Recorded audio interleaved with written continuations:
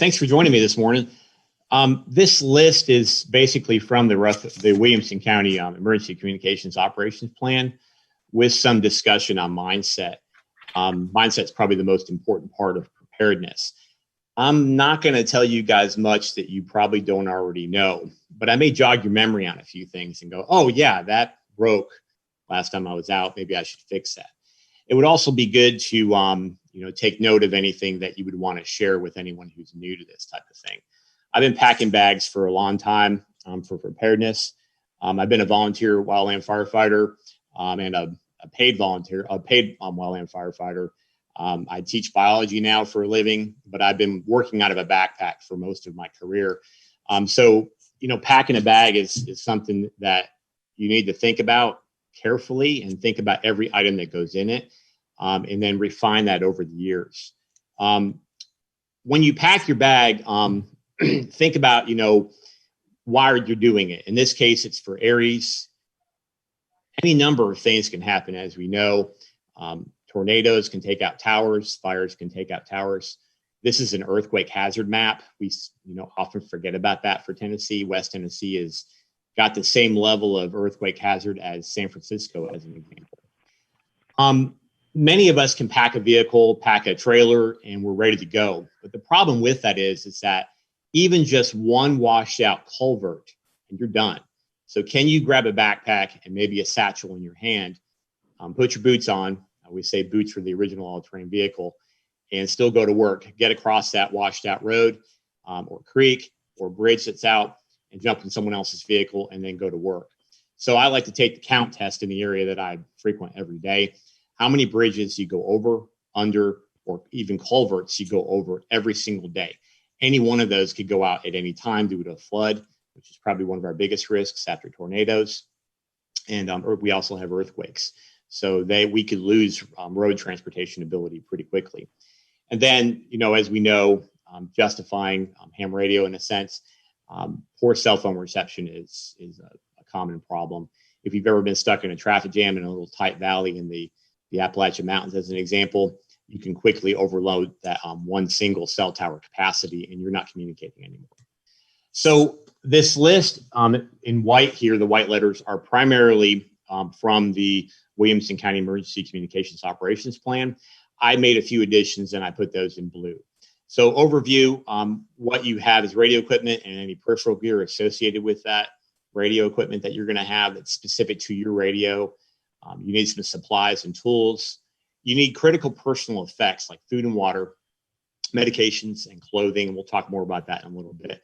And then make sure you have these lists ready for yourself on the phone. I keep lists on my phone, like my fire alarm bag. We just did a 500-acre burn on Tuesday, and I have a list of what goes in my fire alarm bag, and I go through that list before I ever leave the driveway to make sure I have everything with me. Print those lists out as well. Hard copies don't run out of batteries. All right. Containers. Think of a container appropriate for a 12-year-old to carry it. It's really easy to get a big old, I can't do size in this video, but it's really easy to get a huge trunk and want to fill it up. But then can you actually pick that up? You can't usually. So smaller containers are better. So think of a small child helping you, say, hey, help me load these 5 boxes. Can they actually pick it up? It's better to have 5 boxes than one big box. Again, write down those lists, print them out, have a column on there for any items that you've removed or need repair. Have a master container count. This is box 1 of 5. Write down 1 of 5 instead of 1, 2, 3, 4, 5 for each one. That way, this is box 5 of 5, and that way, you got them all. In terms of your radio equipment, you have an HT, spare batteries. Think of auxiliary power. Battery packs and solar are great for that. Having extra batteries is always important. Being able to charge at night, so you could charge your battery pack with solar during the day and then charge your radio with your battery pack at night. Look at having speaker mics, earphones, headphones. Have your instruction manuals with you. This is critical because you may be handed this little cheap Baofeng radio, which are really hard to program in the field if you don't know what you're doing. So most of us have these or have seen these little cheap radios. They're great to have around for that reason because they are cheap. They're so cheap, they're almost disposable. but you need an owner's manual to know exactly how to program it. They're not necessarily intuitive. You may also be handed a radio that you've never used, like an Anytone as an example. You may not have one yet. Someone hands you that and said, here, go to work. You got to know how to program it. So have that instruction manual with you. And then I also keep the instruction manuals on my phone. So it's my mobile rig, and I can look through this on my phone. And the great thing about having it on your phone is that you can do a word search and actually look for keywords in the entire thing and not have to thumb through it. So instruction manuals are really important. Have your frequencies available, especially the ones for the Williamson County CARES program, excuse me, and have those printed out as well. Any mobile rigs, like your VHF, UHF, or HF, consider your power supply for it. Integrate Anderson power poles into this system. Consider extra antennas, any coax jumpers or cables. I'm currently carrying a roll-up J-pole antenna that I can use with my mobile rig or with my HT. The Rutherford County Aries program uses GP3s on PVC poles that they park a stand. They park on a stand and then stack up that pole, and they can run that GP3 up 30 feet. Any related power equipment or data or audio cables or adapters, you're going to know that stuff better than me, specific to your equipment. You may want to even do a test run on your equipment. Okay, today I'm going to use this equipment right now in this way and see if you have all. If you carry a laptop, you have a appropriate power supply for that or battery. Electrical power sources like deep cycle batteries or generators are also important. Having that stuff set up with power poles can also be helpful for powering it. One of the things I picked up recently that I liked, if you're using a mobile rig for Aries support and you walk away from your rig using your HT, make sure you have pre-programmed your timeout options on your radios. Because if you walk away for 3 or 4 hours, your radio is going to be dead. Your car is going to be dead when you come back because it's going to drain your power down. So if you have a timeout option on your radios, make sure you use that. I have mine set to 1 hour right now, so it gives me a little signal, and I can just make an adjustment on the radio and keep it going if I'm driving for long distances. Tools and materials. I like to follow the one is none principle. If you have one pocket knife and you lose that one pocket knife, you have no pocket knives. It also applies for lighters and compasses and a few other things. So kind of consider that. You don't want to double up on everything, but there's some things that are critical to double up on. In terms of tools and equipment, a repair kit, screwdrivers, pliers, a multi-tool is always important. You need materials, as Ed put in the operational plan, that you can improvise with. So do you have enough insulated connecting wire, coax, connectors, rain terminals, butt connectors, extra power poles, PL259s plus reducers, electrical tape, whatever it might be to improvise and make equipment work. Here, I would recommend to buy the good stuff. Gorilla tape, I like that. Duct tape, the cheap stuff melts in your car anyway. Gorilla tape, I've kept rolls of that in my car for decades, and it has done well, or for a decade, and it's done really well. I've installed it in a vehicle that I sold to my nephew 12 years ago, and it is still in the exact same place I put it, still just as good as it was the day I put it in.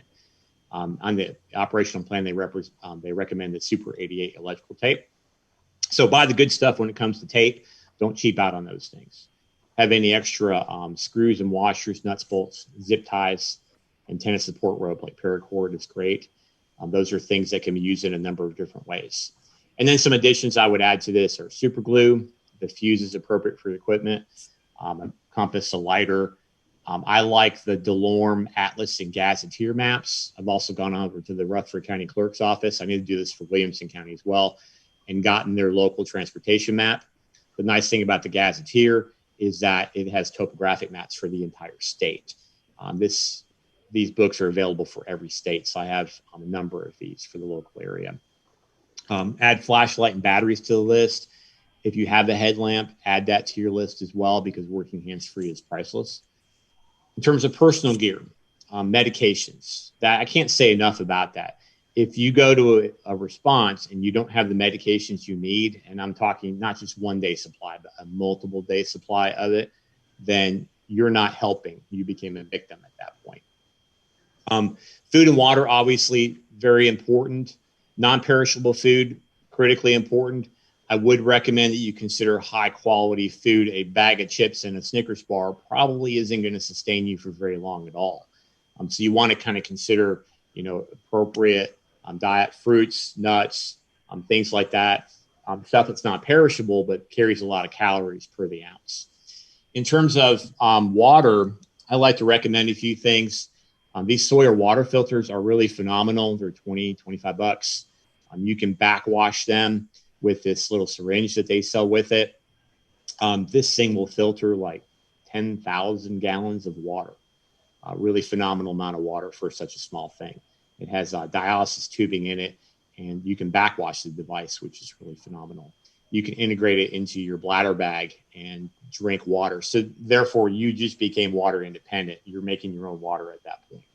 Iodine's also a good thing. I take this backpacking in my Fireline bag.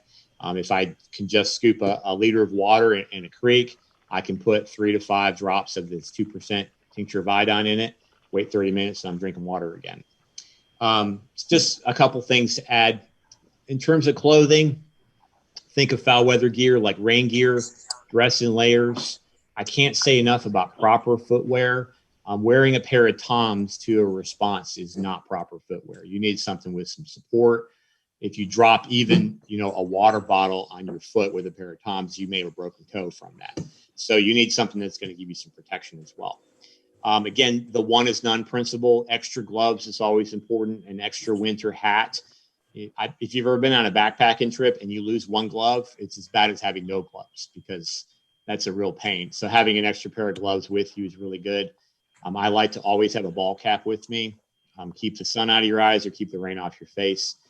Personal protective equipment. If you have a construction helmet, bring it. You need proper eye protection. And a lot of these reading glasses aren't really proper eye protection. You do need work gloves. Nowadays, we need medical gloves and hand sanitizer.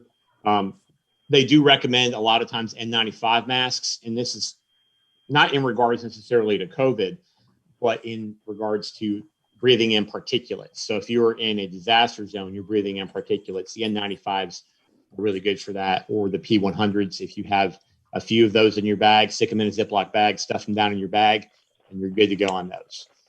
Consider a high-vis hat and vest as well, especially if you're working in an area where there's equipment moving.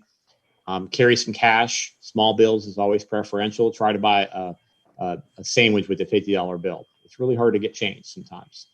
Obviously, TP, wet wipes, and feminine hygiene. I have a wife and a daughter in my family, so these products are part of my kit. And they're my vehicles and my backpacks as well. You can become a hero for the day pretty quickly.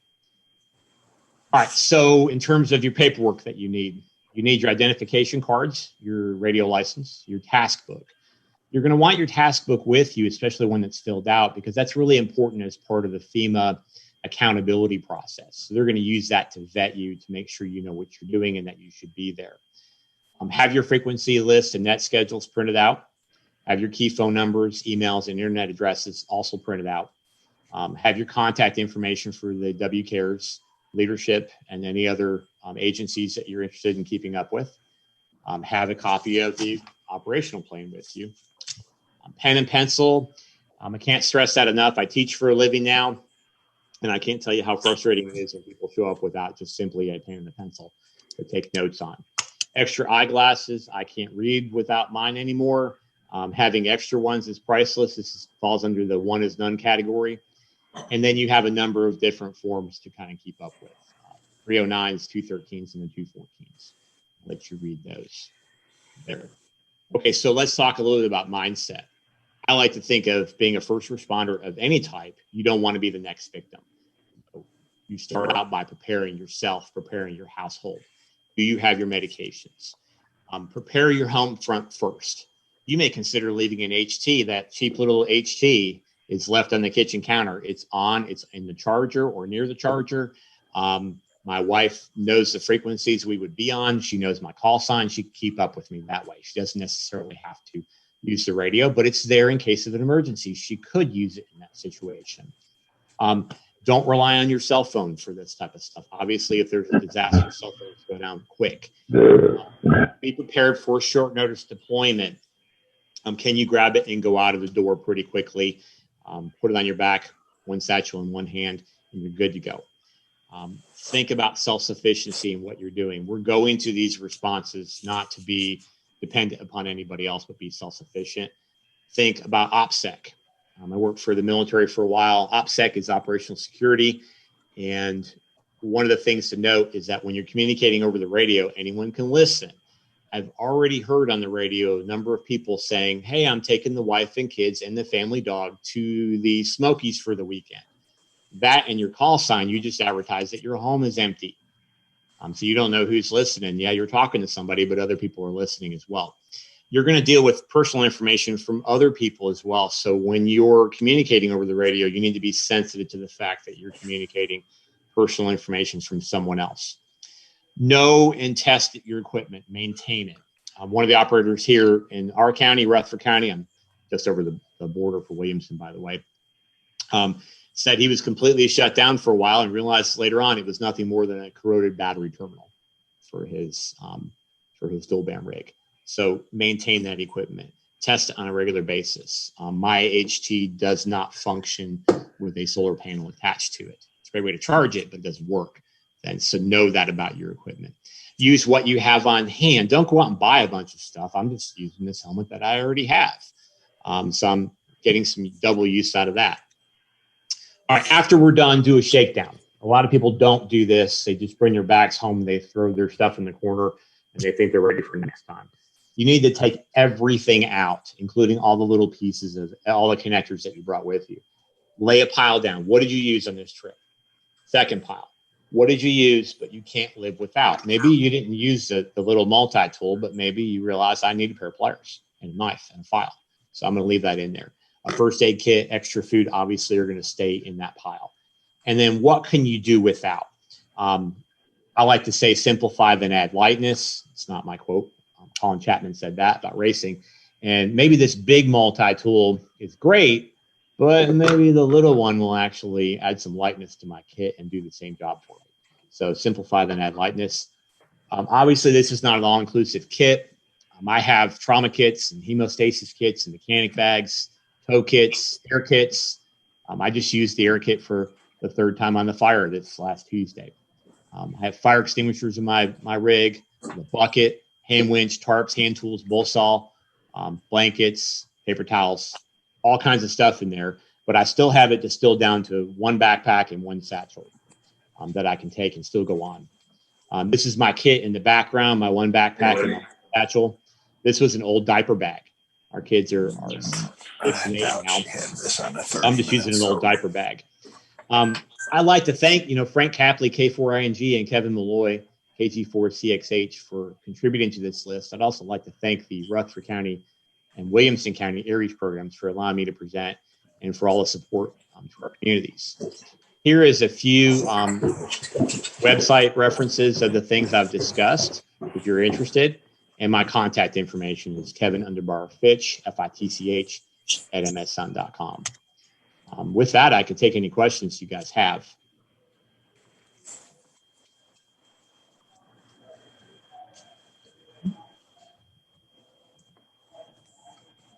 Kevin, this is Phil, W4PHS. You mentioned Gorilla Tape. They make a lot of different tapes. You're talking about the Gorilla Duct Tape or some other kind of tape? Yes, sir, I am. The Gorilla Duct Tape. Yeah, I put some of that in a black Volkswagen Jetta with a black interior, and it sits outside every day, all day long now. And it was in a spot in the glove box. It is still there after 10 years. Does it come off clean like a painter tape does or gaffer tape, or does it tend to leave a residue like traditional duct tape? After that long, I don't know. I didn't remove it. In shorter term, I have not seen a problem with that. You didn't want that stuff on 30 minutes. Was that a question? And it soaked, did you, upstairs? No. I think more. Okay, I put it over on off. It should start going. Quick question for you. This is Tim, W4BAX. Talk about the water filtration system you were mentioning a minute ago and the capacity that filter had. That was pretty impressive, I thought. Yeah.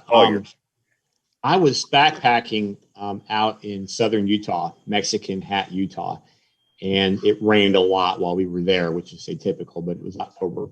The water was as thick as chocolate milk, and the sediment in it was unbelievable. I took a long, slender bladder bag and 2.5 liters in it, and I stood it overnight, and there were only 2 inches of clear water at the top of it. There were over 8 inches of sediment at the bottom of it.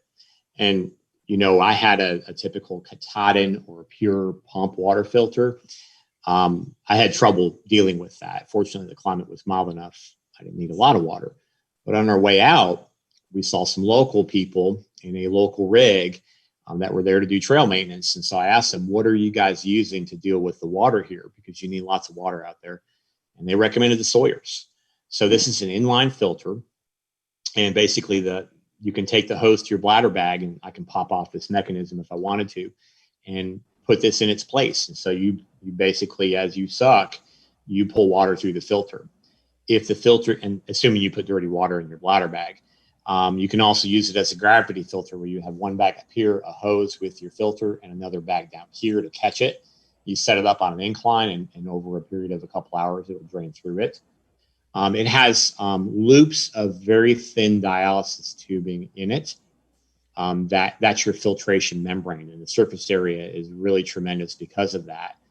And the big claim to fame with it is it's one of the few ones that you can actually backwash it. So you pull in a little bit of clean water into your syringe, put it on the clean water end, and squirt out any sediment that was caught in it. They're $25 approximately. REI sells them in Brentwood. You can also order them online. I have about probably 4 of these, and literally they weigh about as much as a film canister with a roll of film in it. They're very light products. And I've had them thrown in my different bags, and just in case I ever need them. You can also, one last thing, you can attach them to any bottle. So if you have a 2-liter bottle, you can fill it full of questionable water and screw it to it, basically, and then drink right from it like a straw.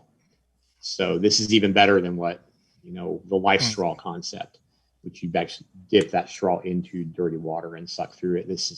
You have a bottle of dirty water and you suck through this. Yeah, that's the very same filter that Healing Hands International, one of the aid organizations here in Nashville, ships to scenes all over the world, whether it be Africa, Haiti, Central America. That's the one they've standardized on. They'll send the bucket kits all over the world to give people a way to clean their water. Yeah, they're really phenomenal little devices. Scott, thank you for pointing that out. You reminded me that I think they actually do something as you buy their product. They send so many other filters to countries in need so they can drink potable water. Thank you. That's impressive. Yeah, and then for the price, $25. Any comments or advice about firearms or other weapons?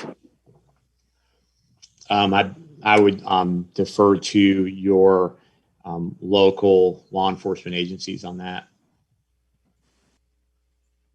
If you're there as a radio operator to assist, you don't need a firearm. If you're also a law enforcement officer, that's fine. But as far as WCARES is concerned, the answer is an absolute no.